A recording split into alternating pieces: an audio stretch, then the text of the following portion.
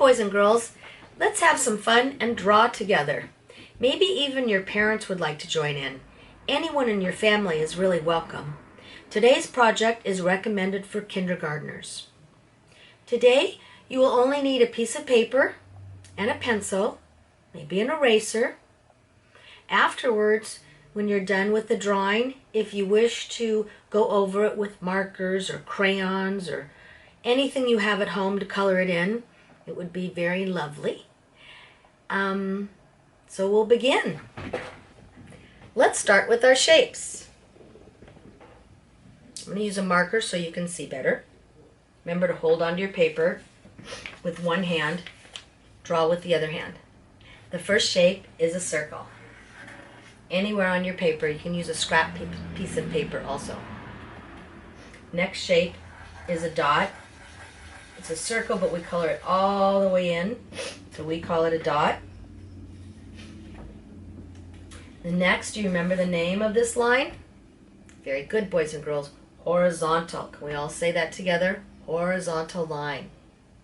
Next line, do you remember that one? Vertical. Very good. Vertical line. Very good. We have one more line. Remember the name of that one? Diagonal. Very good, boys and girls. Let's say it together. Diagonal line. Okay. Then we have our half circles. A U. An upside down U. Looks like a rainbow. A C and a backward C. All of these are half circles. So if we put them together, it would make a full circle. Then we have our angled lines, which are our V's. A regular V, an upside down V, which looks like an A without the crossbar, a sideways V, and another sideways V. Very good. Then we have a slightly curved line. Remember, it is not as curved as our upside down U or rainbow. It's not as straight as our straight line. That's why we call it a slightly curved line. Then we have our lazy S. Our lazy S laying down or horizontally, we call a hill and a valley. And then we've been doing spirals lately, which is just fun. So remember, you start in the middle. Looks like you're going to do a circle, but you go past that point and just keep going around. And remember, they make wonderful snails. That's why they're fun. All right, so those are our shapes. Remember, we're going to do them before every project because it just makes it easier for us to draw. I'm going to go ahead and use Sharpie so you can see just a little better. So it is up to you which way you want your paper, the horizontal way or the vertical way. I'm going to have my paper the horizontal way, the way I did here, horizontal. The first thing I'm going to start with, boys and girls, is a circle. I'm going to make my circle closest to the right of my paper, leaving room for the rest of my fish going this way. Remember to hold onto your paper before you start drawing so it doesn't slip away from you. Alright, so I'm going to start with my circle right about there. You decide where your circle is going to be on your paper. Okay, boys and girls? Now you can make the eyes any way you want. I'm going to go ahead and put just a half circle right there in my circle. And then I'm going to make a circle there, and I think I'll darken everything in except for that circle. So that's one way of making an eye for our fish today. You can make it any way you want. When you're finished making your eye, go out a little bit, straight out, and then come down just a little bit, see where my finger is, and make a little half circle. I wouldn't even say it's a full C. It's a slightly curved line, wouldn't you? Yep, I would say it's a slightly curved line. After you're done with that, touch the top of it. Slightly curved line coming back close to the eye and ending behind the eye. Then we're going to touch the bottom of our slightly curved line that we made for his mouth. And I'm going to come back with another slightly curved line. Again, past the eye. Then I'm going to close it in with another slightly curved line. You can close it in however you'd like. So that's his head. We need a couple of slightly curved lines right there for his gills so he can breathe. We need the rest of his body. So we're going to touch right here. Make another slightly curved line. See how I'm coming down? I'm going to go down just a little bit more because I want to end in a point here. It doesn't have to be a perfect point, but I want to end it together.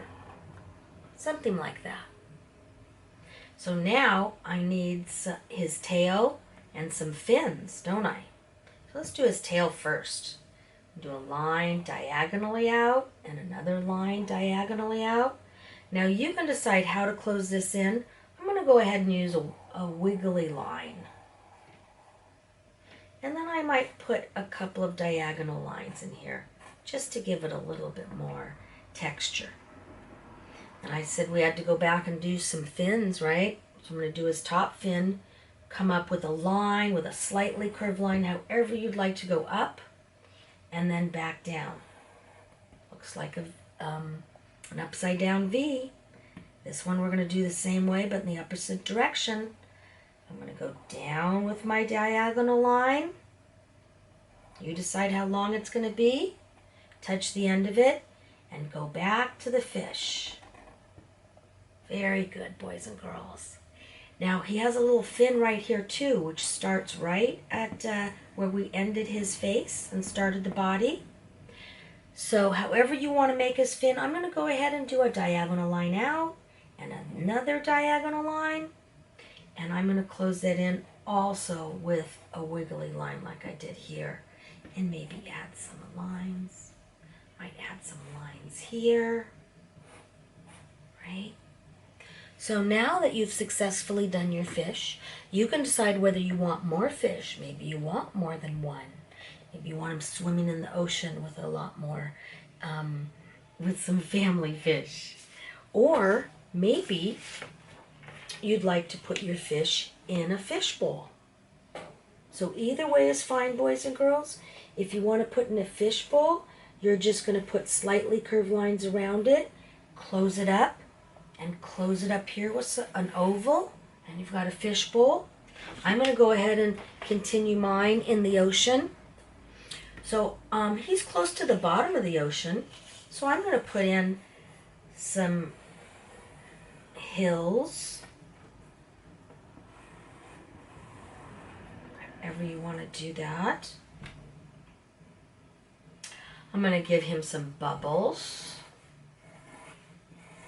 Circles up. I want you to use your imagination, boys and girls. Okay? So think of other things you can do. I'm going to give him some seaweed. Now, if I put some seaweed, it starts down here. I'm going to go up. It's not perfect, so I'm going to kind of wiggle up. When I get to my fish, I'm going to say, excuse me, hop on over that fish, and then touch the end of it and come on back down. Same thing though, excuse me, hop over and come on down. Because I want this to be in back of my fish. Now here I could do a whole piece of seaweed all the way up, right? And then there's coral that is just all kinds of different shapes and squiggles. Maybe you'd like to do a starfish, boys and girls. It's all V's, so watch me do it. You can do it any way you want, but see if you like this way. First I start with an upside down V. Everybody with me? Then a sideways V. Then another sideways V. So I have three points right now. If I want to do 5 points for my star, I can't just put one V in there. I have to fit 2 in. So that means I'm going to put one at an angle this way and one angling this way. So I'm going to do a diagonal line over here and make a V, a diagonal line this way and make another V and close that in. And now I have my 5 points. Now, like I said, you can make it any way you want. Put a little sand under him. Boys and girls, I want you to use your imagination. So anything else you'd like to add to your fish, remember, you might have more than one fish. Your fish might even be in a fish bowl. That'd be great. I hope you like drawing with me today, boys and girls. Can't wait to draw with you next time. Have a wonderful day. Bye-bye.